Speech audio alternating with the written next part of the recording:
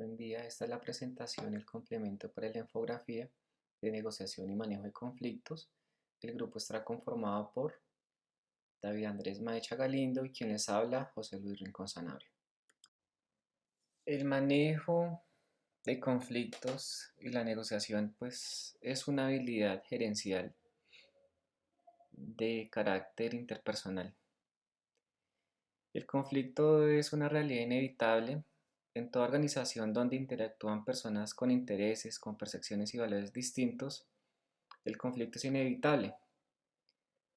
La diferencia entre un directivo promedio y uno eficaz no solo radica en evitar los conflictos, sino en comprenderlos, administrarlos y convertirlos en oportunidades de mejoras y acuerdos productivos. Un conflicto bien manejado no destruye a las organizaciones, por el contrario, las fortalece. Este conocimiento se basa en las páginas 149 a la página 166 del desarrollo de habilidades directivas de Juan Huerta y de Gerardo Rodríguez, que combina los fundamentos conceptuales, las clasificaciones prácticas, los elementos psicológicos que intervienen en un conflicto, las herramientas de negociación especialmente útiles para el manejo, para el ámbito académico y el ámbito gerencial. La naturaleza del conflicto organizacional. Primeramente debemos entender qué significa conflicto.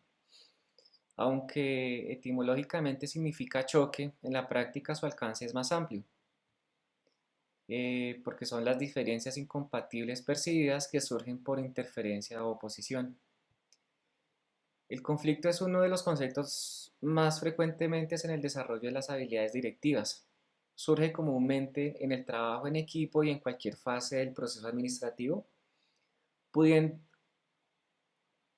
complicarse hasta derivar en inconformidad, displicencia o negligencia del desempeño.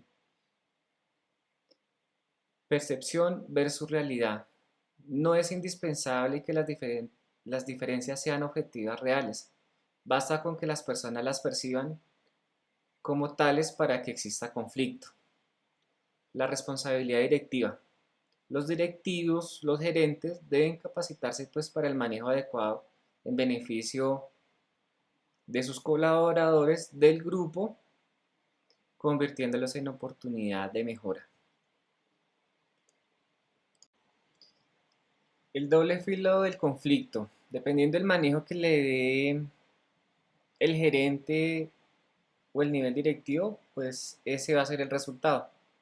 Si se le da un manejo negativo, pues generará un conflicto destructivo que atraviesa etapas de enfrentamiento, desgaste, aniquilamiento, produciendo tensión, frustración, agresión y destrucción.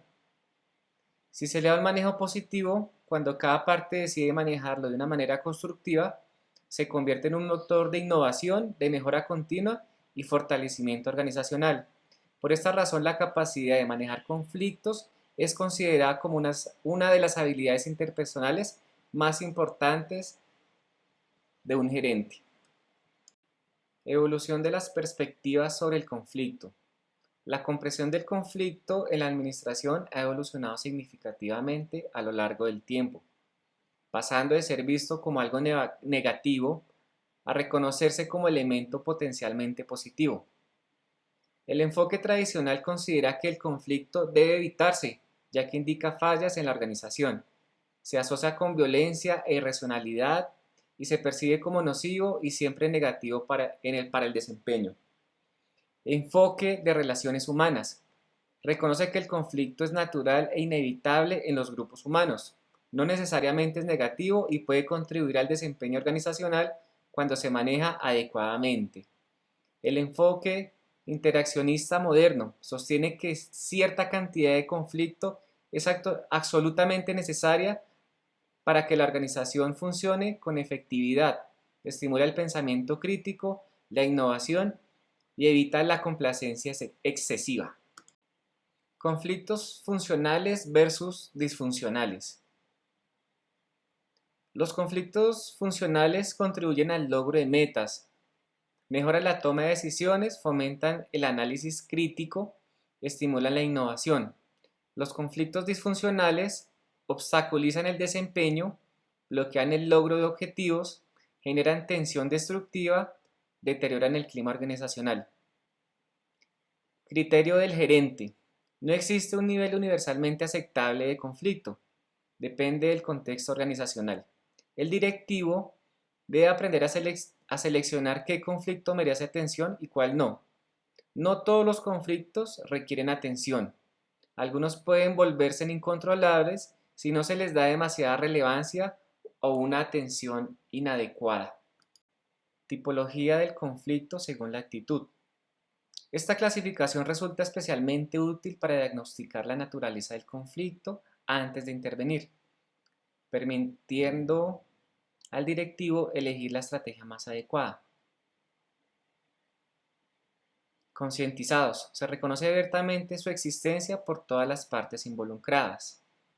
Contingentes. Conflictos accidentales o circunstanciales que surgen por eventos no previstos. Desplazados. Se sabe que existe, pero no se ubica o discuten en otro tema diferente al real. Latentes. Se intuye, pero se mantienen encubiertos u ocultos deliberadamente. Falsos. Se basan en rumores o percepciones erróneas que desaparecen al momento de aclarar la información. A continuación, mi compañero David Maecha seguirá con la explicación de las siguientes diapositivas. Buenos días. Los factores de conflicto no son solo organizacionales, ¿sí? Es profundamente humano y psicológico. Entonces, cada persona interpreta la realidad de su experiencia, valores y emociones. Lo que para alguien es una crítica constructiva, para otro puede llegar a sentirse como un ataque. Aquí es donde entra la percepción de las emociones, la actitud y la comunicación mejormente. La inteligencia emocional del directivo es muy clave para leer ese tipo de señales, entender esas reacciones y evitar respuestas impulsivas.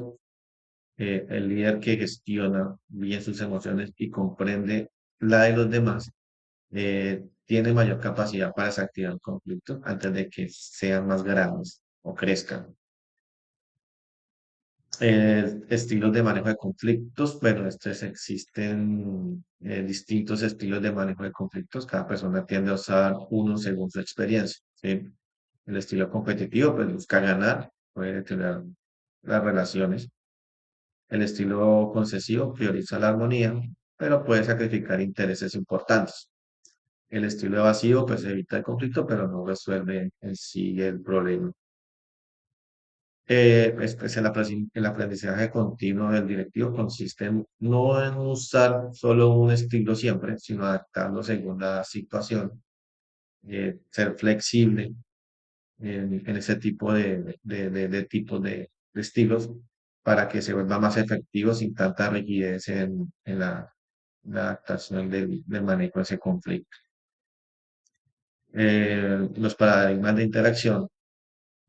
Bueno, los paradigmas de interacción reflejan cómo entendemos las relaciones humanas, ¿sí? Los modelos de ganar, perder o perder, perder generan mucho desgaste y las relaciones se vuelven más frágiles, ¿sí? En cambio, el paradigma de ganar, ganar promueve soluciones donde ambos partes obtienen beneficios, ¿sí? Este modelo no es ingenuo, ¿sí? Requiere mucho análisis, comunicación constante y creatividad para encontrar puntos de equilibrio. Cuando se aplica bien, se fortalecen bien las relaciones profesionales y construye confianza a largo plazo, ¿sí? La negociación aparece como herramienta clave para transformar el conflicto en un acuerdo, ¿sí? Negociar no significa rendirse ni imponer, significa que un diálogo con claridad sobre intereses, necesidades, límites, puede llegar a un buen término. Entonces, una negociación exitosa busca siempre soluciones que sean viables, sostenibles para ambas partes. Por eso es un proceso que combina técnicas, mayormente la ética e inteligencia emocional. Hay tácticas de negociación que ayudan a crear un ambiente favorable. El uso del humor reduce tensiones y pues, abre al diálogo. Separar la persona del problema que el problema evita que el conflicto se va más personal. Y la preparación de argumentos sólidos transmite seriedad y creatividad. Una negociación exitosa rara vez es improvisada, suele ser muy bien planificada. El sistema PREP. Bueno, el sistema PREP pues, propone una preparación estructurada, ¿sí? Primero es prever el objetivo, definir qué es una negociación y qué no. Luego pasa a la fase de investigación del contexto y de qué alternativas podríamos adoptar. Y después analizamos al interlocutor y pues sus motivaciones. Y finalmente preparamos un argumento claro y consistente. Pues este método pues, aumenta la posibilidad de acuerdos exitosos y reduce el riesgo de, de, de no llegar a una buena negociación. Bueno, estructura del argumento. Un argumento fuerte no se basa solo en una opinión, ¿sí? Debe tener evidencia, lógica y mucha claridad. Además, se debe demostrar cómo la propuesta beneficia a la otra parte, ¿sí? Cuando el otro percibe el valor, la resistencia disminuye. Eso es muy importante. Bueno, ¿cuál es el perfil del buen negociador? El buen negociador combina habilidades y técnicas humanas, ¿sí? Tiene autocontrol, eh, autocontrola muy bien sus emociones, piensa estratégicamente y actúa con ética, muy importante. La confianza genera facilidad, eh, se abren más fácil los acuerdos a sostenibles para a ese conflicto que se viene manejando. Entonces, estas competencias se desarrollan con práctica y aprendizaje continuo.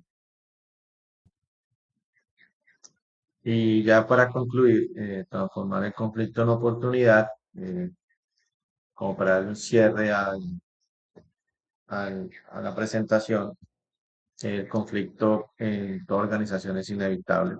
Y lo que define el resultado es la forma de cómo lo gestionemos.